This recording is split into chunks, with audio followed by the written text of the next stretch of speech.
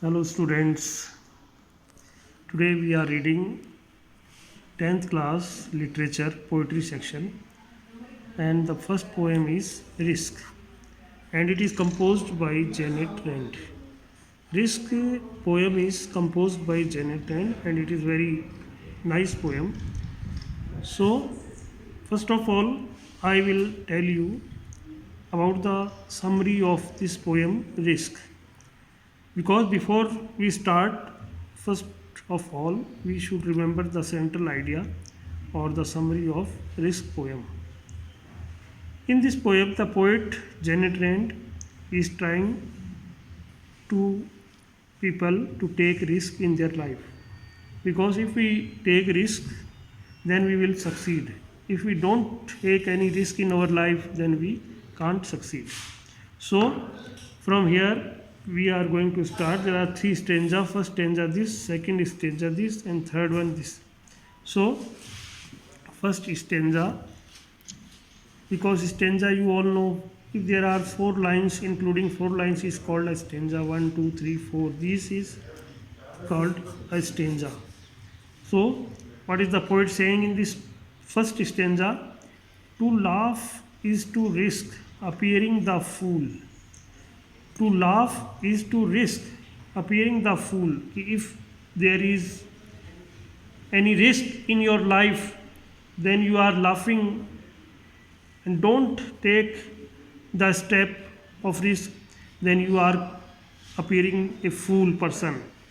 अगर आप जीवन में जोखिम नहीं उठा रहे और उस जोखिम को देख करके मुस्कुरा रहे हो तो आप एक मूर्ख के समान हैं. To weep is to risk appearing sentimental. To weep is to risk. कि अगर आप जोखिम को देख करके घबराने लगते हैं, रोने लगते हैं, तो आप एक भावुक व्यक्ति के समान प्रतीत होते हैं. You are appear like a sentimental person. To reach out to another is to risk involvement. To reach out to another is to risk involvement. कि अगर आप जोखिम को देख करके घबरा उठते हैं और उससे मुंह फेर लेते हैं, उसकी ओर जाने का प्रयास नहीं करते, तो ये भी आपकी एक हार है.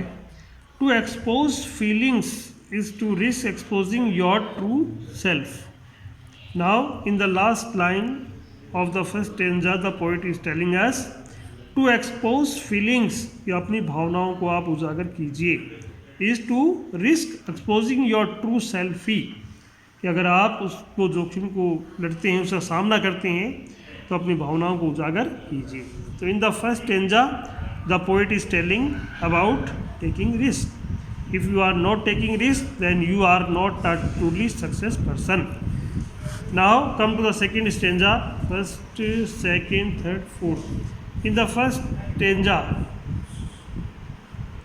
in the second stanza the poet is telling us to place your dreams dear before a crowd is to risk their loss. In the second stanza the poet is saying to place your dreams, कि आपने सपनों को अलग रखिए. dear before a crowd, कि आपके जो ideas हैं, विचार हैं, उनको उस भीड़ के समान सामने रखिए.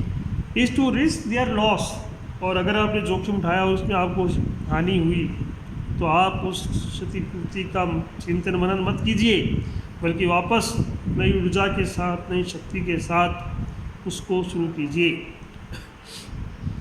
To love is risk, love is risk, प्रेम जो है वो एक जोखिम के समान है. Not being loved in return, कि आप ये आशा नहीं करें कि उसे वापस पुनः प्राप्त करने की आशा मत रहें. To live is to risk dying, कि अगर आपको जीना है तो आपको ये जोखिम भरा कदम उठाना होगा.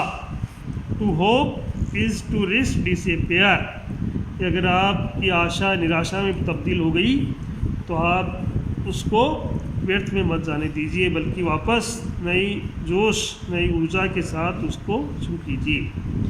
So in the second stanza the poet is telling that if you want to become something or a very successful person, then you have to left your dreams away and you have to take a challenge of risk, and everything which you are going to do is only a part of risk.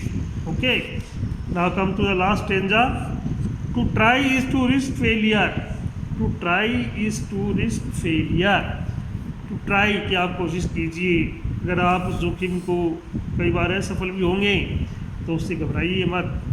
But risk must be taken, लेकिन हमें जोखिम उठा लेना चाहिए।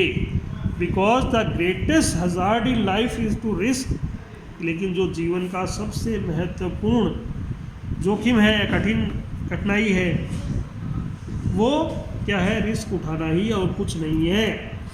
The person who risk nothing, जो व्यक्ति अगर जोखिम नहीं उठाता है, डज नथिंग या कुछ नहीं करता है, has nothing and is nothing, और वो एक शून्य के समान है और कुछ भी नहीं है। He is only a zero person, और who is if he is not taking a risk. Okay, so in this poem risk, which is composed by Janet Rand, it is really a very beautiful poem.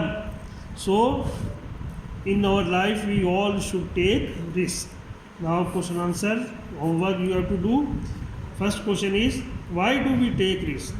कि हमें जोखिम क्यों उठाना चाहिए? You have to write this answer in your notebook. Who is truly a free person? कौन एक स्वतंत्र व्यक्ति है? So you have to write this question in your notebook. What is the greatest hazard in life? कि आपके जीवन में सबसे कठिन कार्य या कठिनाई क्या है? So these are the three questions. Now I hope that you all have to understood this and do these three questions in your notebook. Okay? Thank you.